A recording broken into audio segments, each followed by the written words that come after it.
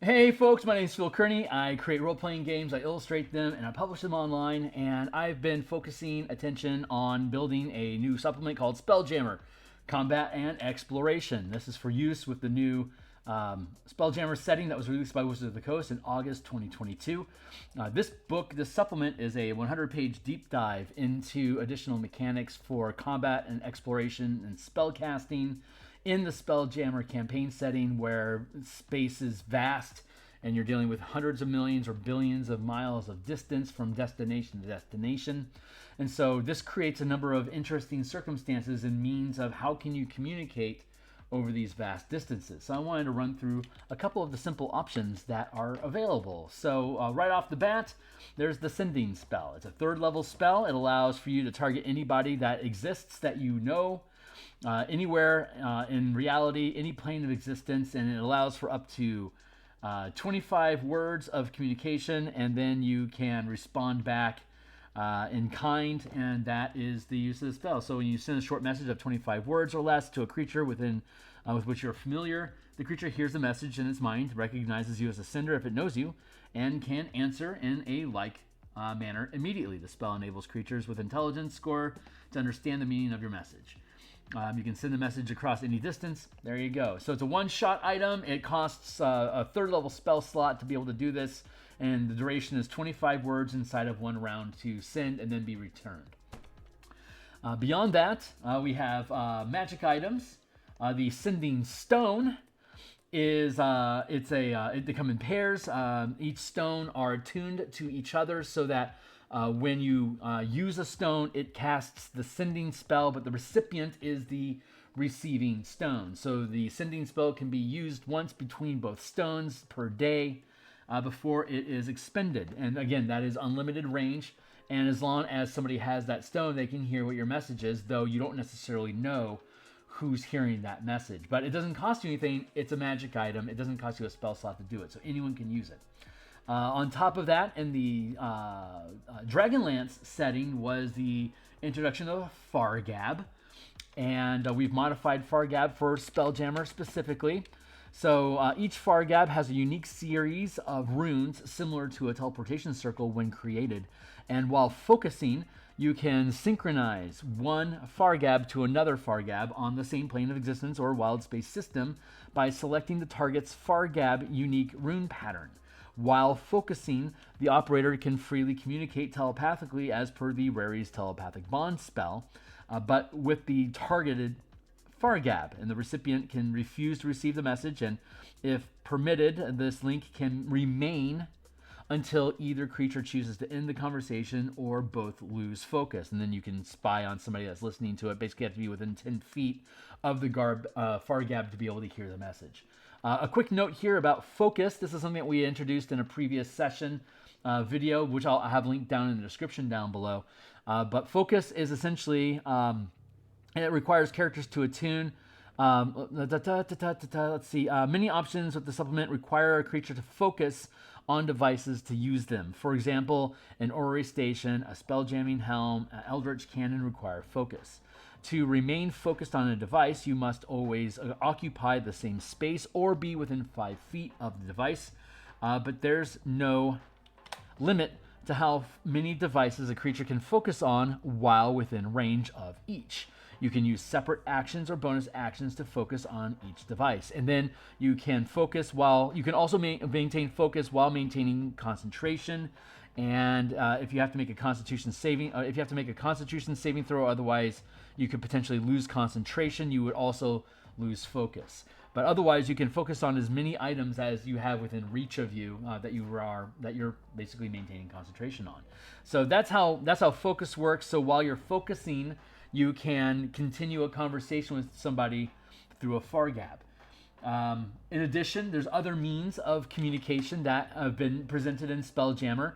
If you're familiar with the Clockwork Horror, it specifically states here that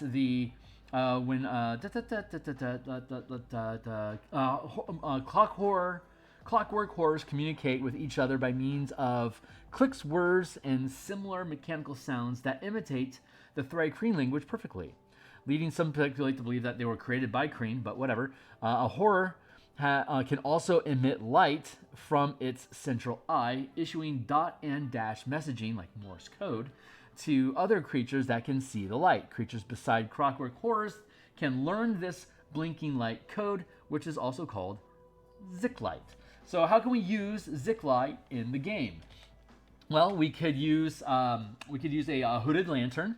And so here we have hooded lantern. In addition to the standard uses for a hooded lantern, as an action during your turn, you can raise and lower the hood to send Zik-Light signal patterns of light that can be understood up to 25 words per turn. Just the same as we have for the sending spell. It's per round. I should probably mark that down as per turn. Round. An action during your turn, you can raise and lower the hood that can be understood up to 25 words per round, is what I'm supposed to be doing. There. By anyone fluent in the language up to 1 mile away. And then the light can be observed at greater distances with a successful intelligence or wisdom perception check. The DC is determined by the distance from the lantern. So if you're 10 miles away, the DC you automatically get to see it up to a mile away if you know to look. If you're 10 miles away, your check is going to be a DC 16. 100 miles is DC 22, and 1,000 miles away is a DC 28. Similarly, you would be able to, let's say, use a stone that you've cast light on that you can then shutter like a hooded lantern, this exact same way. But you could also use, and while maintaining a dancing light spell, you could cause the lights to flicker on the dancing lights so that you'd be able to crack off messages using Zik-Light, using dancing lights. And if your team learns the signaling Zik-Light language, then you would be able to utilize this, like say in dungeon crawl environments or overland campaigns at night, and be able to use it to communicate between different campfires. There's a lot of different uses for the signaling language that in overland adventures is really useful just in general outside of spelljamming itself. So consider adding Zik-Light to languages that you can learn. One of the feats that we have here for the Spelljamming Compendium, Combat and Exploration, is Savvy Jammer. So you've spent enough time on a Spelljamming ship to pick up a few new tricks. So you can learn the Zik-Light signaling language. While in Wildspace or the Astral Sea, you gain a swimming speed equal to your walking speed, so you can navigate and move yourself through Wildspace.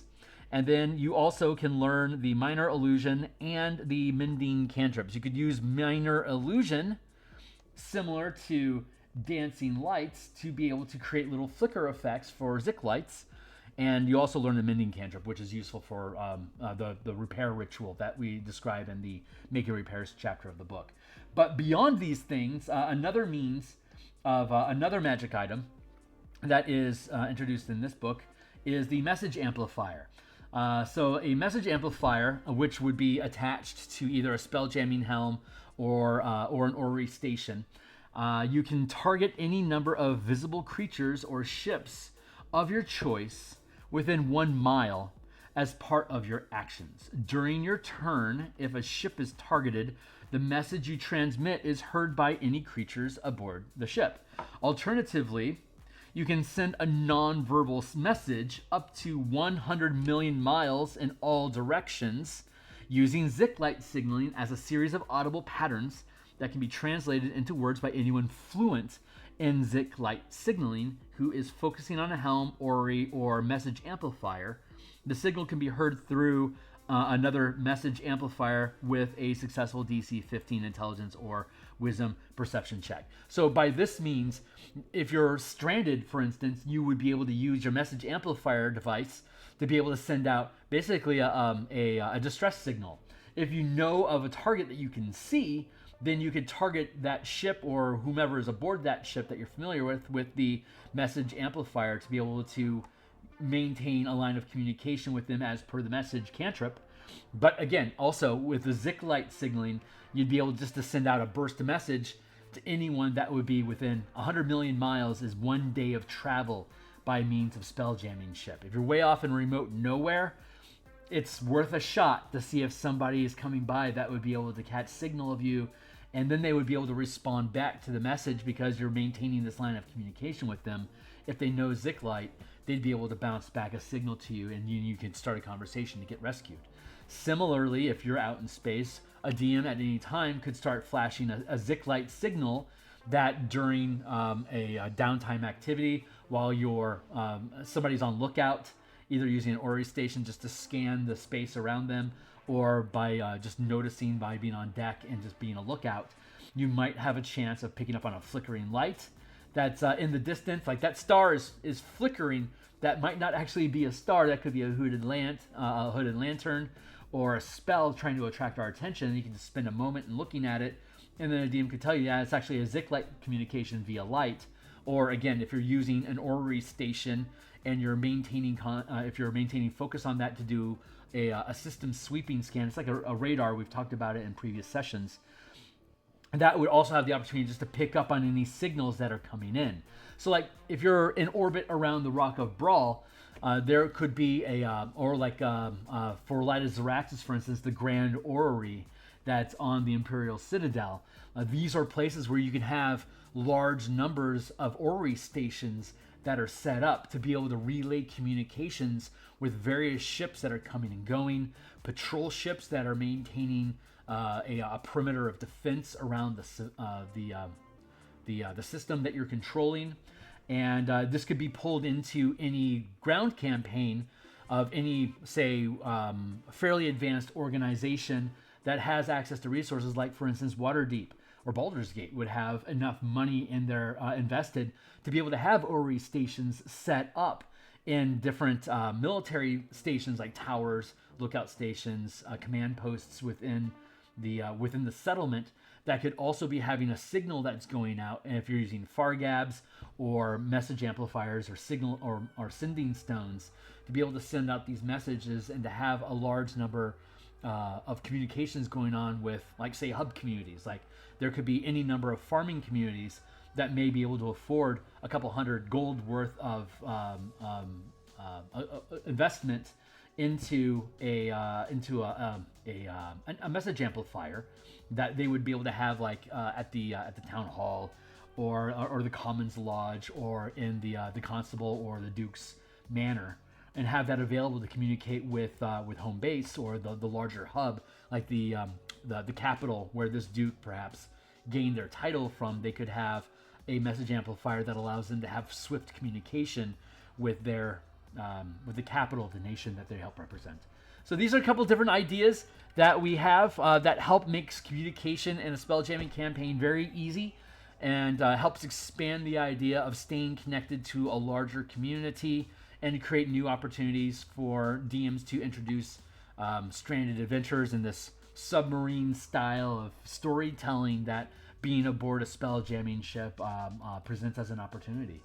So if you think this stuff is cool, this book will be publishing before March 2024. So keep an eye out for that on DMsGuild.com, or if you want to get updates as we come along, like and subscribe and hit the bell icon to get notifications. And if you check in the description down below, there's ways to get into my Discord channel, links to my Twitter X channel if you're still, if you participate in that platform, and as well as a Patreon that you can get opportunities, if you want to subscribe to that, to participate in polls and playtests that we have coming up with future content. So thanks a lot for checking this stuff out, guys, and looking forward to seeing you guys online. Thanks a lot.